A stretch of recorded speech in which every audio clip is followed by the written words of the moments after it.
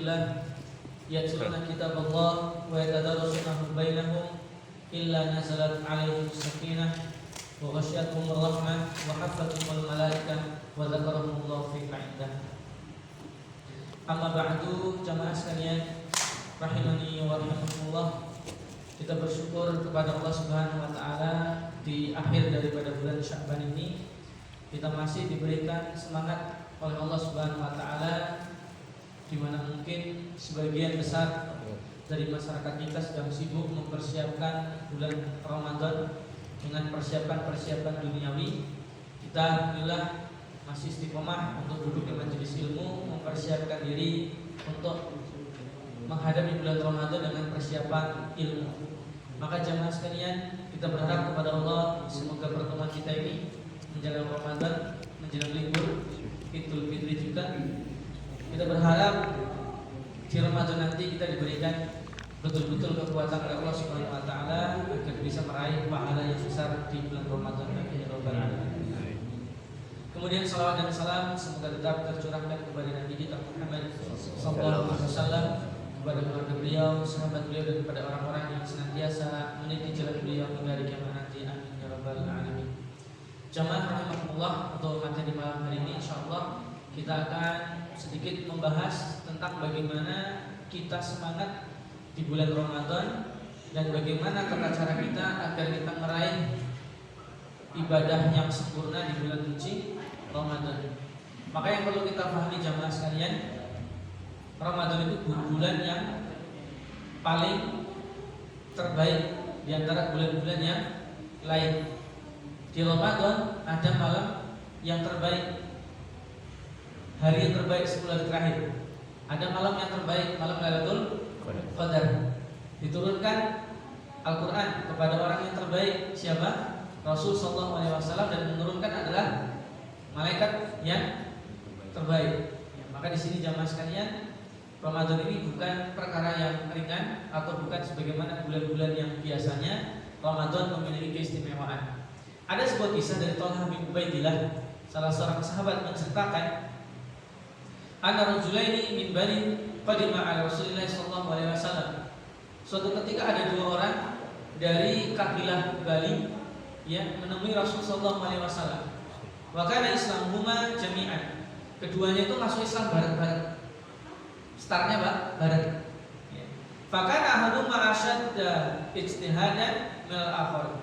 Tapi dua orang ini jamaah, yang pertama itu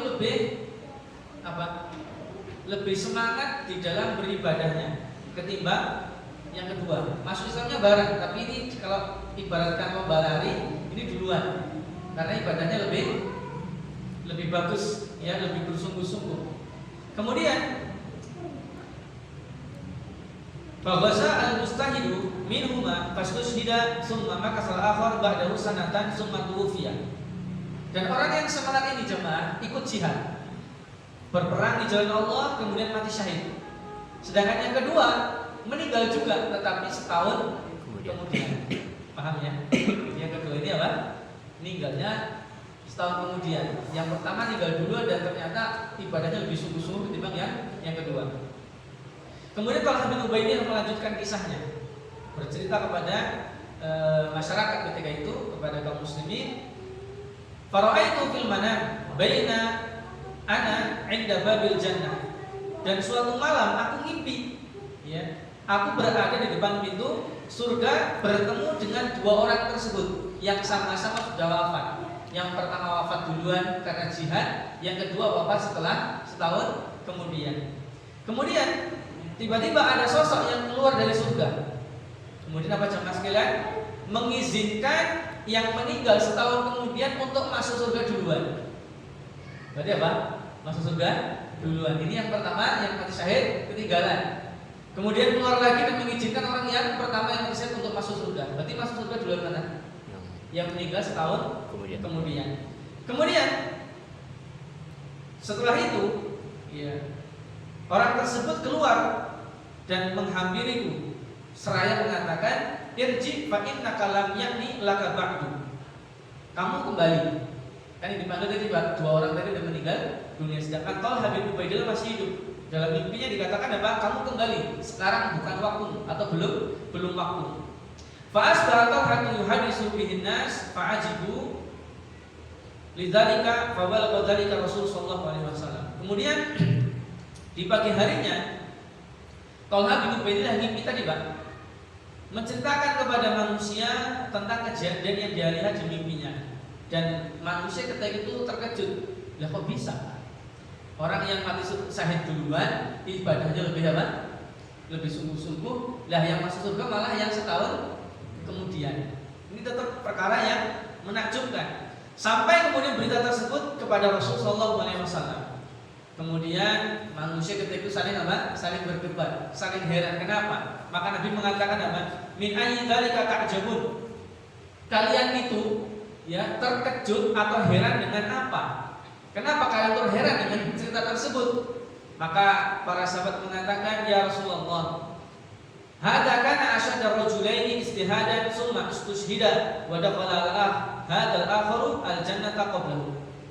Ini orang yang pertama kan ibadahnya sungguh-sungguh sampai mati syahid juga. Tapi kenapa yang diperintahkan masuk surga itu yang malah yang tinggal setahun kemudian? Ini kenapa wahai Rasul? Maka Nabi mengatakan, alaisa qad makatha hadza ba'da sanatan? Bukankah orang yang kedua itu tinggal setahun kemudian? Para sahabat mengatakan lagi, iya betul. Terus gimana Rasul kok bisa masuk surga duluan, sedangkan yang pertama mati syahid dan sungguh-sungguh ibadahnya? Maka Nabi mengatakan apa? Wa adraka Ramadan.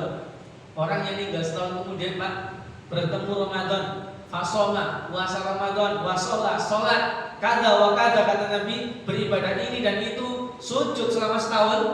Maka para sahabat kemudian apa? Ya wahai Rasulullah. Maka Nabi mengatakan, fama bainahuma abadu mimma bainas samai wal ardh. Kalian tahu jarak keduanya itu lebih jauh daripada jarak langit dan bumi. Dari kisah ini jamaah sekalian, kita bisa tahu bahwasanya orang yang meninggal dunia dalam keadaan syahid di medan perang itu bisa dilampaui oleh siapa? Oleh orang yang Allah berikan satu kali Ramadan dan memanfaatkan Ramadan tersebut dengan sungguh-sungguh. Bayangin jamaah, dahulu Ramadan di sisi para sahabat, dahulu Ramadan di pandangan para orang-orang saleh sebelum kita adalah merupakan waktu yang sangat berharga. Sehingga banyak di antara mereka itu ya sangat mengharapkan kedatangan bulan suci Ramadan. Bahkan disebutkan dalam riwayat Imam Ibnu Rajab menyebutkan bahwasanya apa? Mereka para sahabat, kata beliau apa? Kanu yad'una Allah Ta'ala sittata ashhur ayyuballighum Ramadan. Dahulu para sahabat berdoa kepada Allah. Kapan doanya, Pak? 6 bulan sebelum datang Ramadan. Mereka sudah berdoa semoga sampai di bulan Ramadan. Pertanyaannya, Pak, kalau kita sekarang doanya kapan? Untuk sampai Ramadan. Sudah berapa hari? Seberapa lama? Mungkin baru kemarin. Atau mungkin ada yang belum doa. Ya. Kemudian apa? Yad'una sittata ashhur ayyataqabbala minhum. Setelah dari Ramadan selesai, para sahabat berdoa 6 bulan. Berdoa terus selama 6 bulan agar ibadah Ramadan diterima. Masya Allah jemaah sekalian, sangat-sangat berharganya bulan Ramadan. Maka ini jemaah sekalian yang seharusnya menjadi cambuk untuk kita semuanya. Sebentar lagi Ramadan. Hari ini kita berdoa dengan doa-doa kita. Udah perbanyak dulu doa agar sampai di bulan Ramadan. Karena Ramadan itu waktu yang sangat-sangat berharga. Bayangkan orang yang mati syahid, yang sungguh-sungguh ibadahnya, masuk Islamnya bareng dengan temannya tinggal setahun kemudian ketemu Ramadan, bisa puasa, bisa sholat, bisa baca Quran, bisa sujud, bisa doa, semua yang dilakukan ketika Ramadan itu bisa menandingi untuk masuk surga terlebih dahulu. Siapa yang memberikan stempelnya, Pak? Rasulullah SAW. Dari kisah tersebut, ini bukan kisah dongeng yang didongengkan oleh sebagian orang, bukan. Ini kisah yang betul disampaikan oleh sahabat Nabi, dan Nabi mengetahui, kemudian apa? Memberikan sebuah gambaran orang yang meninggal setahun kemudian itu bertemu Ramadan, maka bisa mengumpulkan berbagai macam ibadah sampai kemudian bisa menandingi orang yang mati syahid. Tapi dengan syarat apa jemaah? betul-betul manfaatkan bulan Ramadan. Karena ada orang-orang yang ketemu Ramadan tapi keluar Ramadan tidak ada perubahan, itu juga ada. Maka kita semuanya harus memahami betul-betul Ramadan itu adalah waktu, adalah bulan di mana kita bisa menggapai ridho Allah Subhanahu wa taala dengan cepat dan mudah. Dengan syarat apa tadi? Memanfaatkan waktu Ramadan dengan sebaik mungkin. Dan di antara doa para sahabat ketika datang bulan Ramadan, apa doanya jamaah? Allahumma sallimni ila Ramadan. Allahumma sallimni ila Ramadan. Ya Allah, selamatkan aku atau antarkan aku kepada bulan Ramadan. Wasallim li Ramadan, dan sampaikanlah Ramadan kepadaku. Kemudian watasallam minni mutaqabbalan, dan terimalah amal-amalku di bulan suci Ramadan. Di sini jamaah ada 3 permintaan. Kalau kita tidak hafal bahasa Arabnya, monggo kita berdoa dengan doa kita masing-masing. Yang pertama adalah doa meminta keselamatan fisik. Berapa banyak orang yang hari ini mungkin sehat, tatkala Ramadan sakit.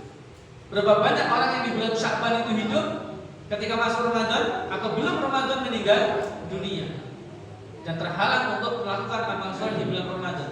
Oleh karenanya kita sekarang itu banyak berdoa, Pak, ya Allah berikan aku kesehatan supaya aku bisa bertemu dengan Ramadan dan bisa beribadah di bulan Ramadan. Yang kedua, kita berdoa, Pak, dalam doa ini, wasallim li Ramadan. Ya Allah, sampaikan Ramadan kepadaku. Jadi apa? Ini mengandung pengertian bahwasanya kita itu berdoa kepada Allah agar Ramadan sampai ke kita. Kita mendapatkan meraih Ramadan, sehingga kita berdoa untuk dimudahkan agar kita bisa beribadah di sana dengan baik. Antarkan Ramadan kepada, berarti apa? Dikasih Ramadan untuk kita beramal. Karena ada orang yang sehat, kemudian bisa masuk Ramadan, tapi ternyata nggak puasa, ternyata nggak bisa beribadah, ternyata nggak menghatamkan Quran, ternyata nggak bisa sedekah, itu banyak. Dan yang terakhir, kita berdoa agar Ramadan kita diterima oleh Allah Subhanahu wa taala. Kalau tadi para sahabat doanya kapan jamaah? Selesai Ramadan, 6 bulan mereka doa agar diterima ibadahnya. Kalau kita habis Ramadan, lebaran pertama sudah lupa kegiatan Ramadan. Doa apa kira-kira Pak? Lupa, karena kita mungkin sibuk dengan lebaran kita, sibuk dengan kegiatan-kegiatan kita. Maka ini sebagai pengingat untuk kita semua, meskipun kita keluar bulan Ramadan, rasanya itu masih apa Pak? Terngiang-ngiang. Sehingga kita senantiasa mengangkat tangan kita berdoa kepada Allah agar ibadah Ramadan kita diterima oleh Allah Subhanahu wa taala. Ini 3 doa. Ada pun doa yang mungkin sering kita dengarkan, Pak. Apa doanya Pak biasanya, Pak? Allahumma barik lana fi Rajab wa Sya'ban. Sering enggak dengar doa ini? Ya, Allahumma barik lana fi Rajab wa Sya'ban wa balighna Ramadan wa balighna Ramadan. Ini hadisnya lemah. Yang kemarin saya baca ternyata memang ini masyhur ya di kalangan masyarakat kita, bahkan menjadikan ya Allah berkahi kami di bulan Rajab dan Sya'ban dan sampaikan kami kepada bulan Ramadan. Nah, tapi ini Allah Ta'ala alam, hadisnya adalah hadis yang lemah. Intinya jamaah sekalian, kita banyak-banyak berdoa. Kalau tadi sahabat 6 bulan sebelum Ramadan sudah berdoa agar bisa sampai Ramadan, kita berapa hari Pak ini Pak? Berapa hari lagi Ramadan? 4 hari. Mungkin 4 atau 3 hari lagi. Kita nunggu pemerintah kita nanti bagaimana isbat nanti ya. Maka sekarang ini kita banyak-banyak berdoa. Tidak ada kata ketinggalan. Ustaz sahabat dulu 6 bulan sebelum Ramadan berdoa. Ini udah 3 hari, 4 hari gimana? Boleh doa enggak? Boleh. Silakan berdoa terus. Pagi, siang, malam kita doa, ya Allah temukan kami dengan Ramadan. Ya Allah temukan kami dengan Ramadan. Dan tentu di sana kita harus memanfaatkan dengan baik. Lalu bagaimana jamaah agar kita itu sukses di bulan suci Ramadan dengan ibadah-ibadah kita? Maka yang pertama jemaah, mengingat bahwasanya Ramadan memiliki keutamaan. Ini hal pertama yang harus kita tanamkan. Kita akan bekerja, kita akan mungkin menggapai sebuah keinginan, itu kan pasti ada pendorongnya. Maka di Ramadan ini juga ada faktor pendorong. Keutamaan apa yang ada di Ramadan sehingga kita itu bisa semangat untuk meraih Ramadan. Salah satunya adalah ibadah puasa. tapi puasanya benar-benar. Apa kata Nabi SAW? Kullu amali ibni Adam yudha'afu al-hasanatu bi asri amsalihha ila 700 dhifin. Amalan anak Adam, ibadah kita, kebaikan-kebaikan kita tatkala kita berbuat kebaikan itu akan dibalas oleh Allah Subhanahu wa taala 10 sampai 700 kali lipat. Kita sholat, kita sedekah, kita baca Quran, kita ibadah-ibadah yang ada itu dilipat gandakan pahalanya oleh Allah itu kebaikannya 10 sampai 700 kali lipat. Apa kemudian kata Nabi sallallahu alaihi wasallam, qala Allah taala illa shaum. Kemudian Allah Subhanahu wa taala berfirman, ini disebut jamaah. Apa kata Allah Subhanahu wa taala? Illa shaum, kecuali puasa. Fa innahu li wa ana ajzi bihi. Karena sesungguhnya puasa itu adalah milikku dan aku sendiri yang akan memberikan pahalanya. Ini keutamaannya jemaah. Jadi kalau kita melihat secara umum ibadah kita selain puasa itu adalah berbentuk fisik. Kita sholat berjamaah dilihat orang atau tidak? Iya. Kita baca Quran terkadang didengar orang atau tidak? Iya. Kita sedekah diketahui orang enggak kadang-kadang? Diketahui. Maka pengertian daripada kecuali puasa, sebenarnya puasa itu milikku dan aku yang akan memberikan ganjaran pahalanya sendiri. Ini pengertian yang pertama menurut para ulama adalah apa? Amal-amal selain puasa itu dilihat orang, sehingga selain mendapatkan pahala, orang tersebut tatkala beramal itu dapat tambahan lain atau dapat apa? Tambahan lain selain daripada pahala berupa pujian atau hal-hal yang lain. Tapi untuk puasa, kata Allah, puasa itu milikku dan aku yang akan memberikan pahalanya. Sekarang kalau kita puasa, kira-kira orang itu tahu nggak kita puasa? Tahu Pak? Nggak ketahuan kan? Ada juga orang yang puasa hanya sekedar menahan lapar, haus, sama syahwat. Tapi ternyata masih ada perbuatan-perbuatan yang menghilangkan pahala puasa, itu juga ada. Makanya puasa ini bukan ibadah yang disebutkan pahalanya sekian. Kalau kita sholat berjamaah 27 derajat disebutkan kan, itu dikali lipat 10 sampai 700 kali lipat, terserah Allah.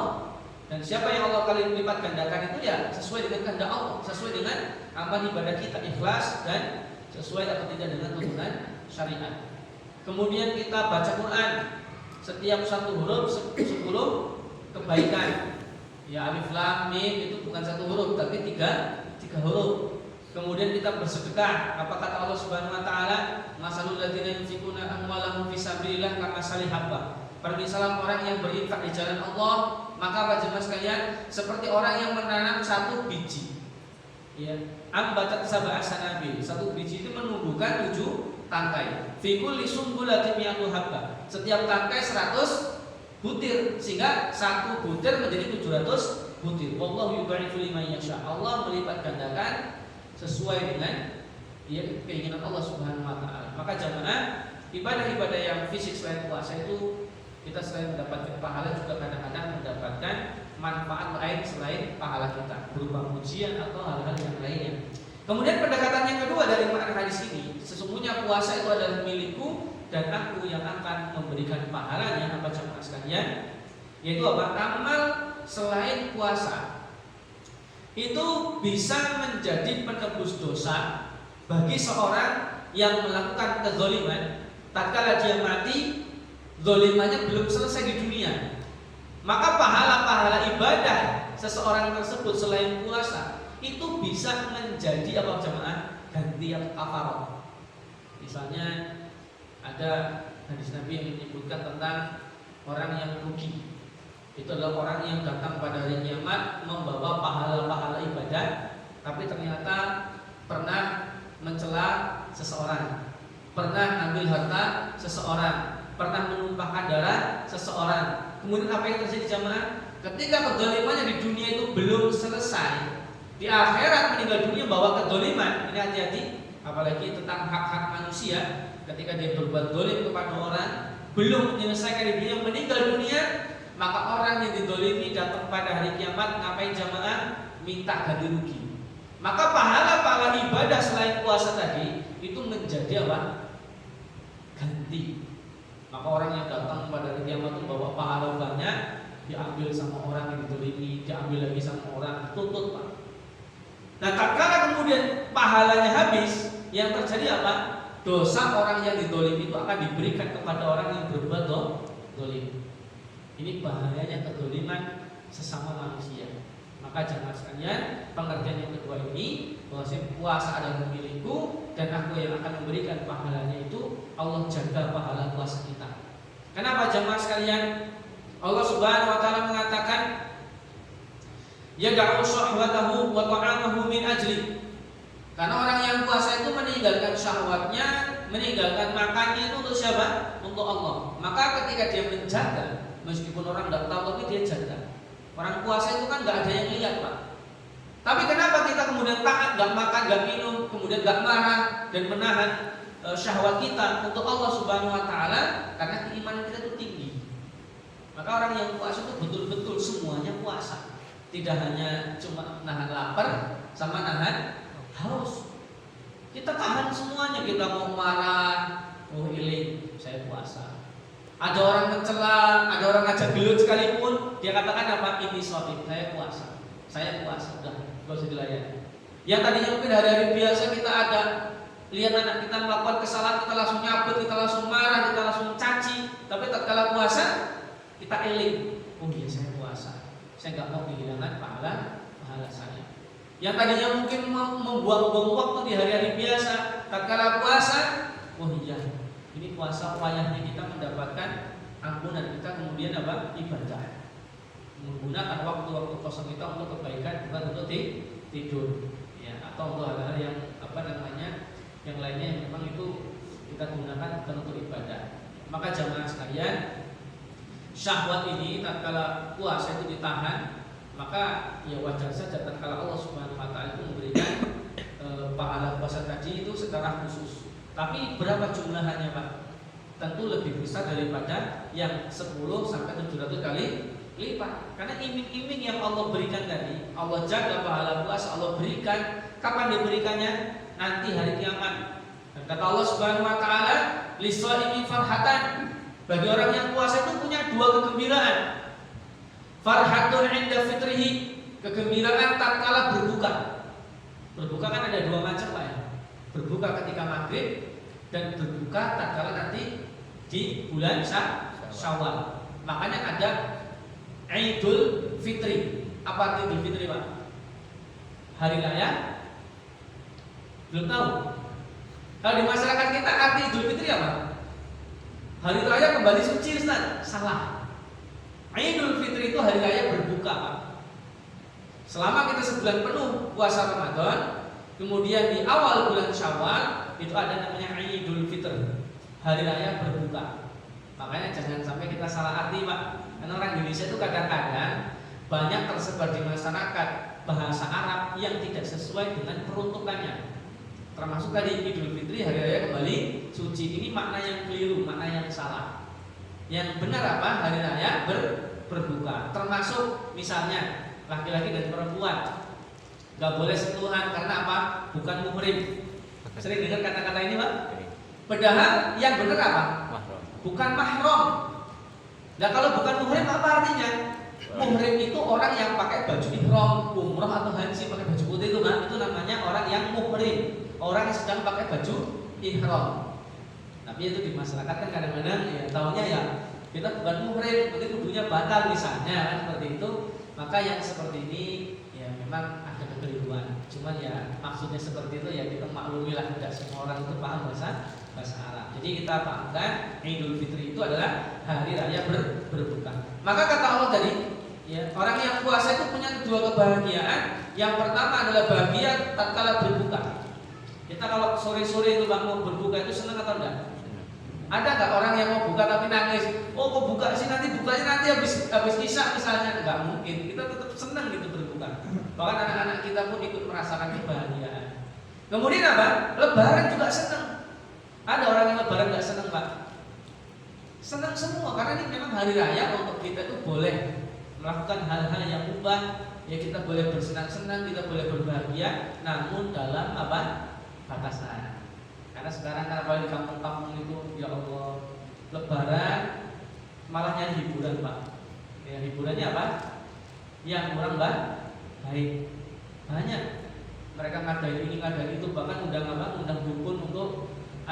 tertentu ya untuk berbahagia di bulan Syawal untuk Lebaran. Itu Lebaran ada tontonannya, apa? Tontonan kesyirikan. Ini orang-orang yang tidak paham arti kemenangan di bulan suci Ramadan. Kemudian wa farhatun 'inda liqa'i rabbih. Kebahagiaan orang yang berpuasa yang kedua adalah tatkala dia bertemu dengan Allah Subhanahu wa taala pada hari kiamat, karena pahala puasa tadi diberikan nanti. Belum banyak Pak. Langsung diberikan kepada orang yang betul-betul berpuasa. Karena sekarang banyak orang yang puasa tetapi nggak ngerti hakikat puasa. Taunya ya sahur ikut sahur, kemudian tidak makan ikut tidak makan, berbuka ikut buka.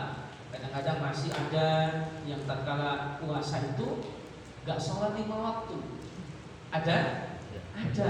Bahkan sebagian masyarakat kita itu sholat tarawih itu dianggap penting, tapi sholat maghrib nggak sholat karena buka Pak. Kadang-kadang zuhur nggak sholat. Ya, memperhatikan kalau hari raya hari-hari Ramadan kita lihat. Itu kalau tarawih hari pertama, wow, kami itu Pak. Orang yang tidak pernah nongol ke masjid pun nongol batang hidungnya. Kalau sholat 5 waktu, nggak kelihatan. Mungkin mereka anggap apa ya? Tarawih itu lebih penting ketimbang sholat 5 waktu. Padahal 5 waktu itu yang lebih penting daripada tarawih, karena wajib jamaah sekalian. Ini masyarakat kita sekarang ya, itu kadang-kadang ya masih aja orang-orang itu berpuasa namun hanya di bulannya saja. Maka kita semuanya ganjaran ini akan diberikan itu bagi orang yang betul-betul berpuasa dengan baik. Harus dengan ilmu, harus memahami konsep daripada pengertian puasa itu sendiri agar dia mendapatkan predikat la'allakum tattaqun, agar kalian bertakwa. Sehingga rasa puasa itu masih ada walaupun kita selesai puasa. Kemudian jamaah sekalian rahimani wa rahimakumullah, yang kedua, tatkala kita ingin Ramadan kita adalah Ramadan yang baik, adalah niat dengan kesungguhan. Niat dengan apa? Sungguh-sungguh bahwasanya Ramadan ini harus lebih baik daripada Ramadan sebelumnya. Meskipun di Ramadan kemarin kita juga sama Pak. Saya Ramadan ini kalau bisa Ramadan yang terbaik, punya target. Udah lewat setahun kemudian, besok kita masuk Ramadan, itu sudah berazam dari sekarang. Berniat dengan niatan yang sungguh-sungguh bahwasanya apa? Ramadan bulan ini, tahun ini, ya itu menjadi Ramadan yang terbaik. Kita harus berazam niat bersungguh-sungguh Pak. Karena niat itu akan mempengaruhi bagaimana perjalanan kita tatkala Ramadan. Orang yang mau dagang, kalau sekedar dagang-dagang saja, gak ada niatan sungguh-sungguh, ketika berangkat dagang gimana? Ngomongnya Pak, dagang ini lah, laku nggak laku ya sebetulnya dagang lah. Berbeda dengan orang yang niatnya sungguh-sungguh, berangkat gasih pagi, menyiapkan terbaik mungkin, menyiapkan tempatnya, akhirnya kemudian berdagang dan meraih apa yang dia inginkan. Jadi puasa ini, Ramadan ini, itu harus memiliki niatan yang tinggi untuk kita semuanya jemaah. Karena niat itu pengaruhnya besar. Sebagaimana orang yang kemudian misalnya nebang pisang, kalau nggak niat gimana Pak? Goloknya nggak tajam, nebangnya juga nggak niat, serius. Kira-kira tumbangnya cepet apa lama? Lama Pak, bisa emosi kita. Pisang itu kan susah ditebang ya, kalau pakai apa? Goloknya nggak tajam. Tapi kalau kita niat betul-betul dari rumah mau ke ladang mau apa? Nebang pisang, dari rumah udah ngasah dulu itu, diasah dulu, pegang yang benar, bawa karung ya, kemudian apa? Lihat atas ini kira-kira arahnya kemana, mau jatuhnya tebang, just tarik dikit, menclas, pisangnya jadi bagus. Dapat pisang yang bagus, nggak jatuh, brut, kemudian kenain tanah dan rusak. Ini orang yang berniat. Tatkala kita mendidik anak juga sama. Niat itu besar dan apa pengaruhnya. Kita kadang-kadang punya anak, kita omongi gablek, kadang-kadang kita omongi nurut. Pernah nggak Pak? Kita punya anak dong, ya enggaknya anak itu kadang-kadang diomongi ya nurut, ini bocah kadang diomongi kadang-kadang gablek. Ini kenapa jamaah? Karena niat kita di dalam menasihati tersebut ada yang ikhlas tulus, ada yang cuma emosi toh. Coba kalau anak kita berbuat salah, panggil, pegang pundaknya, dibilangin nggak boleh seperti itu, kamu kan sudah gede, pelan-pelan. Anak tersebut iya. Tapi kalau kita kemudian anak salah, ngambil apa? Sapu, sabet, nggak nangis, sabet lagi. Ini bukan pendidikan, ini bukan niat yang baik, tapi niatnya apa? Dendam. Karena kalau nggak nangis sabut lagi biar sampai nangis. Maka hasilnya pun berbeda jemaah. Tatkala misal kita maghrib atau sore-sore anak wayahnya ngaji, anak wayahnya ke masjid, kita nyuruh anak kita, atau mungkin seorang ibu-ibu ya, kadang-kadang kan yang sering cerewet nyuruh anaknya ngaji kan ibu-ibu ya. Do, sudah sore, ngaji ke TPA, ibunya masih sambil HP-an. Anaknya jawabnya di mana, Pak? Anaknya jawabnya sambil mainan juga. Ya, nanti nggak ada efek daripada perubahan yang baik tatkala niatan itu kurang baik. Kita sekalipun kita Pak dalam menafkahi anak-anak kita, kalau kita sering itu insya Allah anak itu hasilnya baik. Saya sering memantau itu anak-anak pondok. Anak pondok itu kan kalau pas pengantaran Pak, itu wali santri itu dengan bermacam-macam bentuknya. Ada yang mondokin anak hanya sekedar apa Pak? Anak sudah makannya luar biasa, sering adu jago, sering main biliar, sering ini, tak mondokin biar pinter.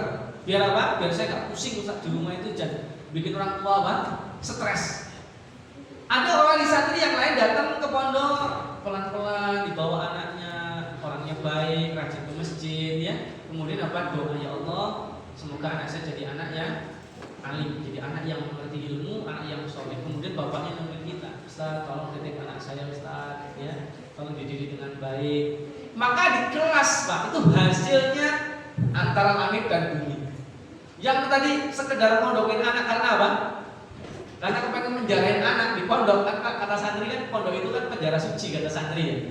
Jadi bengkel, taruh. Kemudian ketika pulang apa jamaah? Jadi rusak lagi. Mereka itu menjadikan pondok itu seperti laundry. Baju di laundry Pak.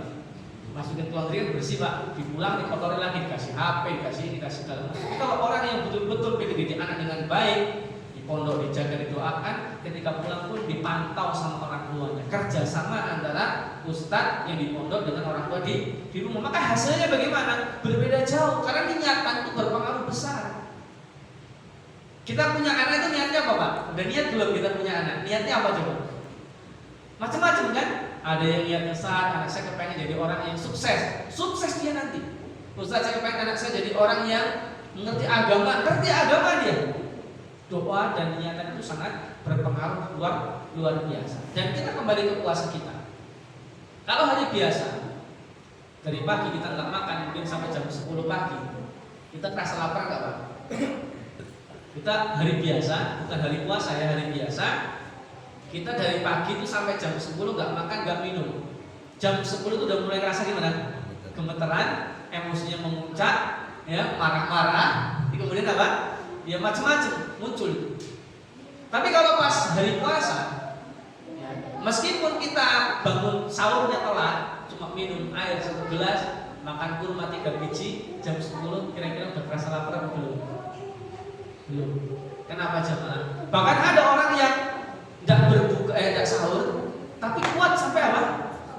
Sampai buka puasa. Dan ini biasanya kita rasakan di akhir-akhir Ramadan. Itu kita kalau mau sahur itu males banget rasanya Pak. Tapi tatkala puasa itu kuat, nggak rese. Kalau hari biasa kan kita jam 10 udah reak, udah rese kita. Baik hari makan, emosi segala macam. Itu semua berpengaruh karena apa? Niat kita. Terakhir kita contohkan anak-anak kita. Anak-anak kita tuh kalau umur SD, itu kalau suruh bangun pagi itu langsung bangun apa enggak Pak? Drama dulu kan ya? Bangunin sekali, yo le bangun, ya tinggal 5 menit, gelebak lagi. Santri juga gitu Pak. Santri itu kalau ustadznya masuk asrama 1 kan pindah ke asrama ya, asrama 1 bangun semua anak duduk semua, begini semua, udah mulai. Ustadznya pindah asrama berikutnya, gelebak lagi. Terus sampai kesel ustadznya itu kalau bangunin santri. Tapi tak kalah hari kepulangan, besok hari pulang Pak, santri belum dibangunin saja.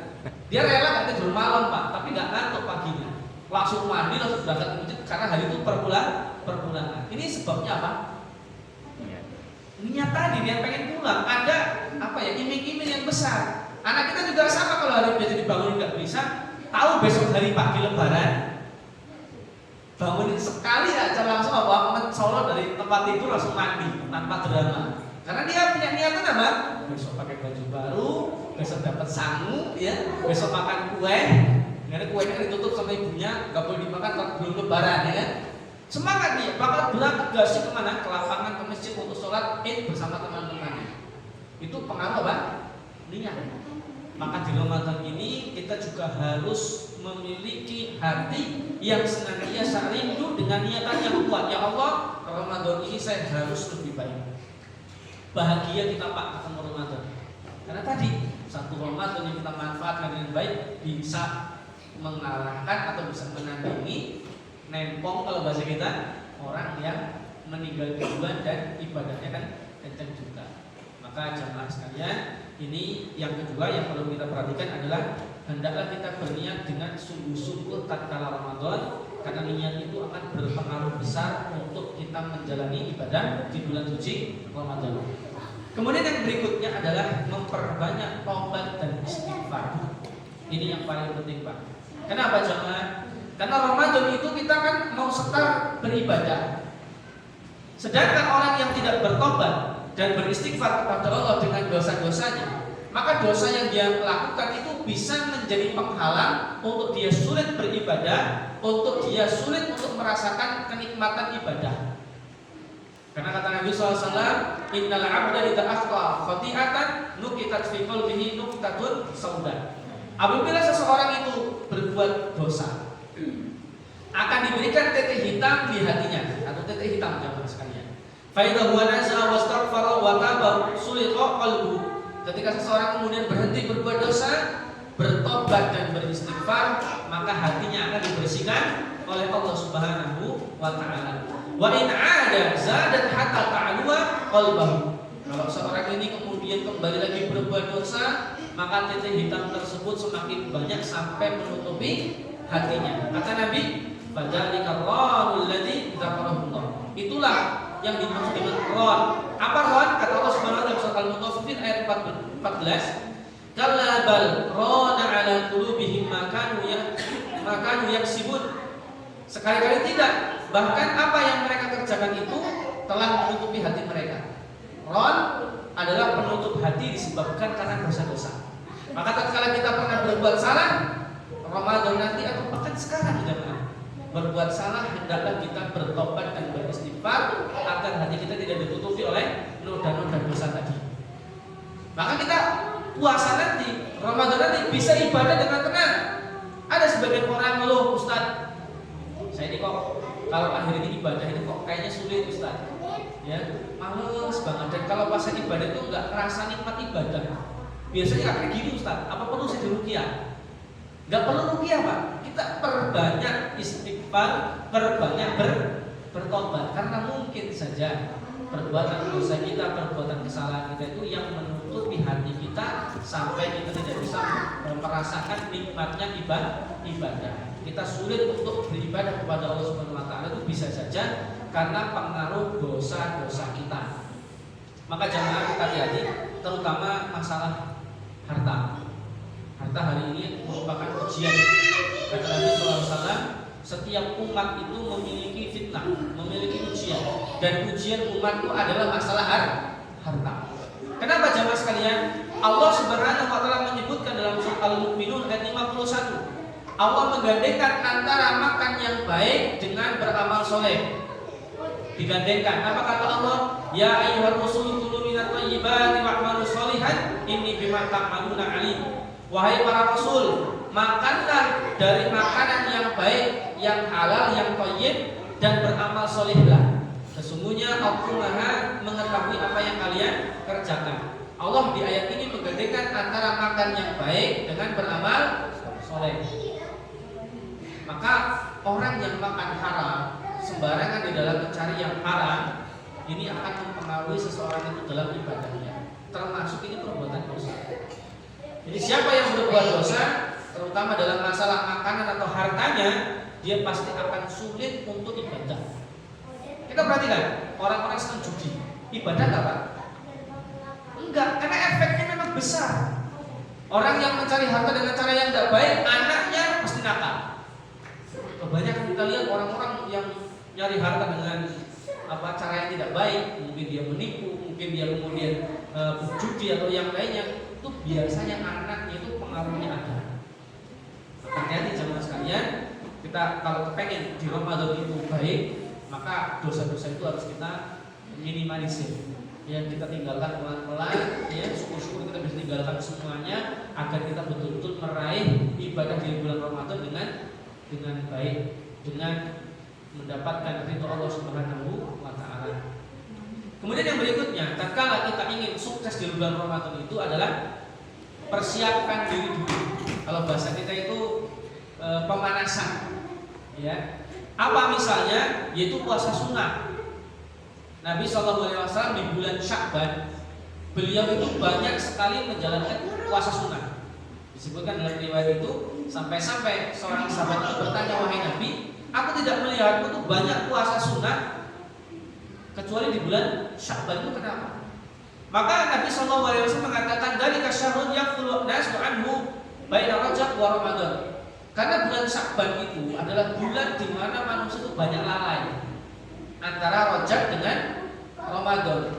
Orang Yahudi itu ibadahnya itu di bulan Rajab, sedangkan orang Islam itu ibadahnya di bulan Ramadan. Jadi Sya'ban ini adalah bulan kepepet antara dua bulan haram.